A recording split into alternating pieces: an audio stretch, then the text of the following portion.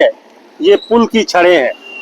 ये नवनिर्मित पुल है और इसके मटेरियल, ये इसका मटेरियल है। अब आप ही सहज अंदाजा लगा सकते हैं कि किस तरह से गुणवत्ता का ध्यान रखा गया है। अभी हम आपके साथ खड़े हैं, ये समान तिराहा फ्लाईओवर कहलाता है। इसका भी निर्माण अभी हाल ही में कराया गया था, लेकिन इसके गुणवत्ता को लेकर सवाल बार बार खड़े हो रहे हैं। आप हमारे पीछे देखिए कि ये अभी नवनिर्मित फ्लाईओवर है जो रीवा में एक के बाद एक बनाए गए हैं।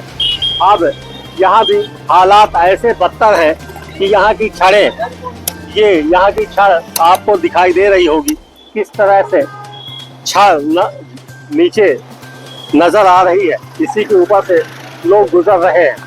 ये हालात पूरे पुल में निर्मित हो चुके हैं। हालांकि इस संबंध में जब ठेकेदार से बात करने का प्रयास किया गया तो उसने कुछ भी कहने से इनकार कर दिया है। अब आप सहज ही अंदाजा लगा सकते हैं कि विकास के इतिहास को लिखने में कितनी भ्रष्टाचार के स्याही का प्रयोग किया गया है। देखिए किस तरह से गुणवत्ता विहीन निर्माण हुआ है और लोग इसे देखते भी हैं, लेकिन कुछ कह नहीं सकते। शायद उन्हें कुछ कहने का अधिकार भी प्राप्त नहीं है।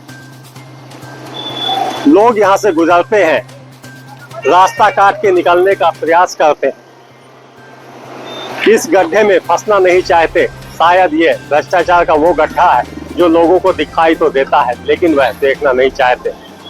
आप हमारे पीछे ये नज़ारा देखेंगे तो आपको सहज ही समझ में आ जाएगा कि किस तरह से गुणवत्ता विहीन निर्माण किया गया है।